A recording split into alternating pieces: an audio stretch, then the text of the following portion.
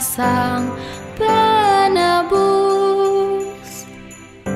yang membawa kabar gembira bagi yang memikul beban, yang tersesat.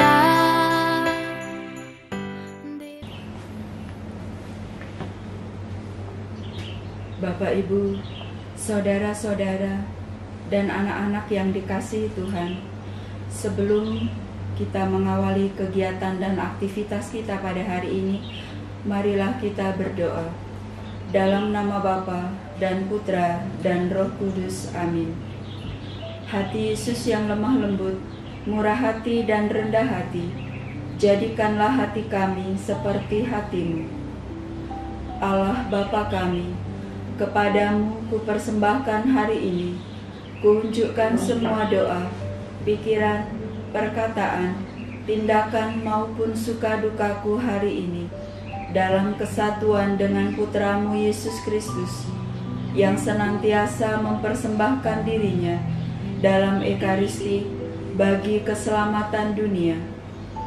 Kiranya Roh Kudus yang menjiwai Yesus juga menjadi pembimbing dan kekuatanku hari ini, sehingga aku siap sedia menjadi saksi kasih-Mu bersama Santa Maria, Bunda Yesus dan Bunda Gereja. Secara khusus, aku berdoa bagi wujud-wujud Bapa Suci dan para Rasul Doa Gereja Indonesia untuk bulan ini. Marilah kita mendengarkan sabda Tuhan dari Injil Lukas bab 5 ayat 17 sampai 26. Pada suatu hari, ketika Yesus mengajar, ada beberapa orang Farisi dan ahli Taurat duduk mendengarkannya. Mereka datang dari semua desa di Galilea dan Yudea dan dari Yerusalem.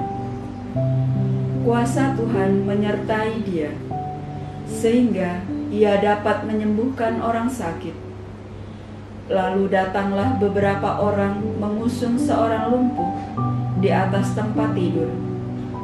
Mereka berusaha membawa dia masuk dan meletakkannya di hadapan Yesus. Karena mereka tidak dapat membawanya masuk, berhubung dengan banyaknya orang di situ.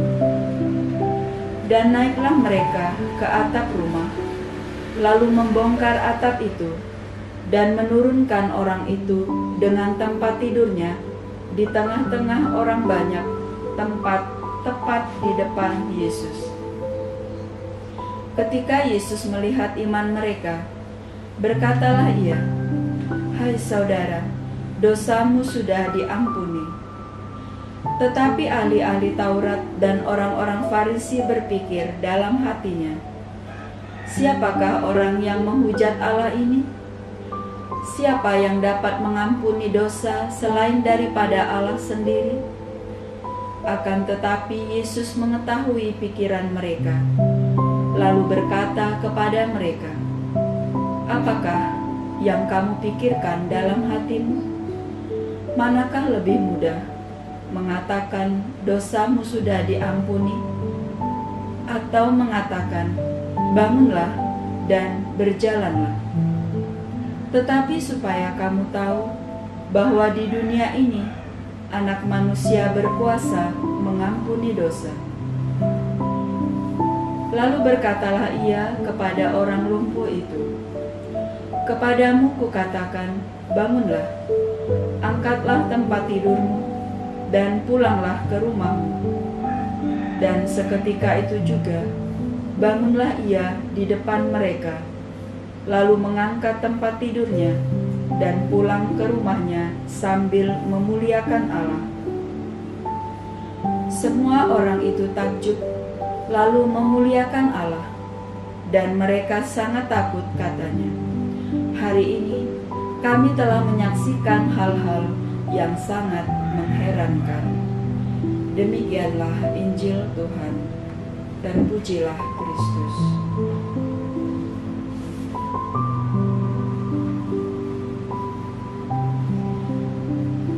Bapak, Ibu, saudara-saudari, dan anak-anak yang dikasihi Tuhan,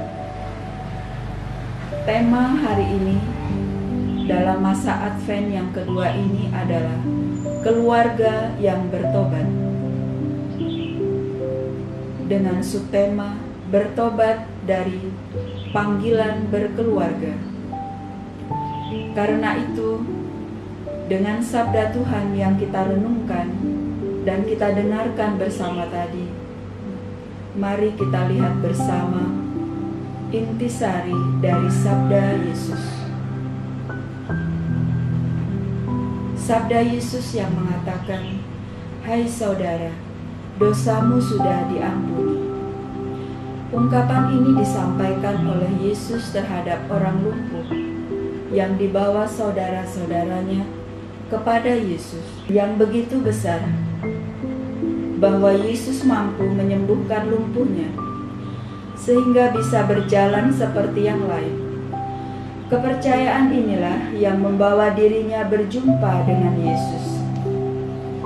Yesus adalah pribadi yang penuh belas kasih. Dia melihat bukan hanya apa yang kelihatan, tetapi apa yang ada di dalam hati. Di sana Yesus menemukan seorang yang sedang menderita sakit karena dosa. Dosa telah melumpuhkannya, bukan karena raganya, tetapi jiwanya. Inilah yang perlu disembuhkan terlebih dahulu. Maka Yesus bersabda, "Hai saudara, dosamu sudah diampuni."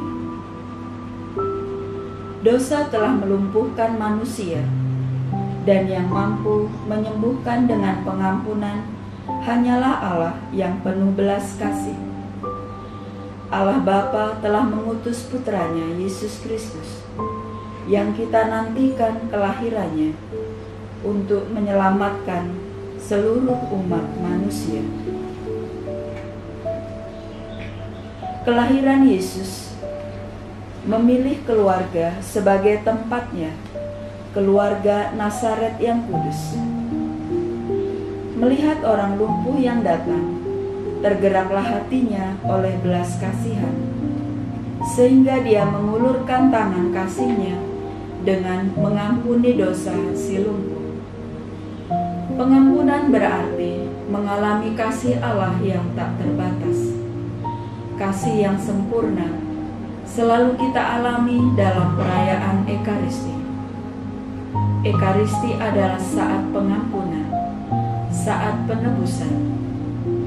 Dia yang kita nantikan kelahirannya di tengah keluarga Nazaret telah mengorbankan diri hanya untuk menyelamatkan kita. Dia memberikan tubuh dan darahnya yang kita santap setiap merayakan Ekaristi. Disitulah perjumpaan sempurna kita yang berdosa dengan Allah yang kudus, yang memberi pengampunan bukan karena kita pantas, tetapi semata-mata karena kasih yang luar biasa. Tatkala Yesus bersabda, "Dosamu sudah diampuni," orang-orang yang mendengarnya bersungut-sungut. Pengampunan itu hanya bisa diberikan oleh Allah. Siapa Kristus ini? Dia sungguh Allah dan sungguh manusia. Maka kelahiran Yesus adalah terbukanya zaman yang baru bagi kita. Zaman di mana kita semakin mengenal Allah yang dekat dengan kita. Allah yang kita imani adalah Allah yang dekat. Si lumpuh dengan bantuan saudara-saudaranya mencari dan menemukan Yesus yang beroleh kesembuhan, baik rohani maupun jasmani. Bagaimana dengan kita? Kita juga dipanggil untuk mencari dan menemukan Yesus. Perjumpaan secara penuh dengan Kristus kita alami dalam Ekaristi. Mari kita berusaha untuk ikut perayaan Ekaristi. Kita memperoleh kesembuhan rohani, pengampunan dosa-dosa, kesembuhan jasmani, yakni sukacita kita, keluarga kita.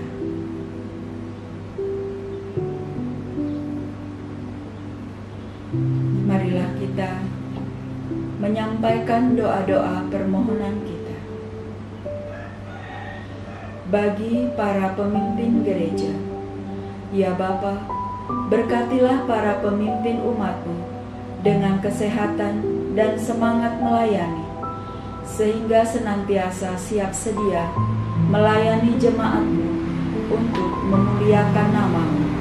Marilah kita mohon, kabulkanlah doa kami ya Tuhan.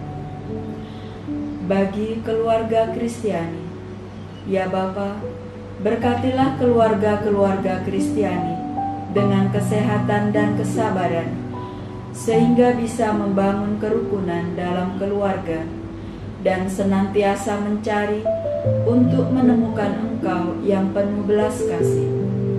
Marilah kita mohon, kabulkanlah doa kami ya Tuhan. Bagi keluarga kita, ya Bapa, berkatilah keluarga kami dengan kesehatan dan semangat untuk memperhatikan dan melayani satu dengan yang lain, sehingga keluarga kami tumbuh menjadi keluarga yang penuh kasih. Marilah kita mohon, kabulkanlah doa kami ya Tuhan. Doa novena penerimaan peserta didik baru. Ya Tuhan Allah dan Bapa kami yang penuh kasih, kami bersyukur atas penyelenggaraan hidup yang Kau berikan kepada kami masing-masing. Terima kasih atas rahmat penyertaan-Mu yang Kau berikan kepada sekolah kami hingga hari ini. Rahmat-Mu yang selalu baru kami terima dalam setiap pengalaman dan perjuangan hidup kami.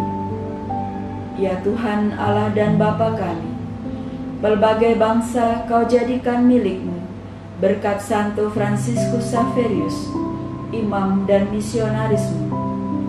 Perjuangannya mewartakan kabar baik ke seluruh dunia, kini berlanjut sampai sekarang. Semangat misionernya berkobar di hati umat-Mu, sehingga di mana-mana umat berkembang dengan suburnya. Ya Tuhan Allah dan Bapa kami, Engkau juga menjadikan Santo Fransiskus Xaverius sebagai pelindung sekolah kami. Engkau mengobarkan semangat kerasulan di sekolah kami dengan penuh sukacita, sehingga kami menjadi perpanjangan tangan-Mu dalam kerasulan pelayanan.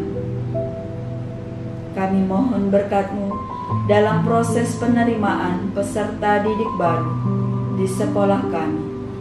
Ketuklah hati para orang tua agar mempercayakan menjadi sekolah Katolik terpercaya dengan layanan CHYBK, cerdas, humanis, yakin yang ilahi, berkarakter dan kebersamaan, peduli pada sesama dan lingkungan sekitar kami, sehingga kami boleh menjadi berkat dan sakramen keselamatan bagi sesama.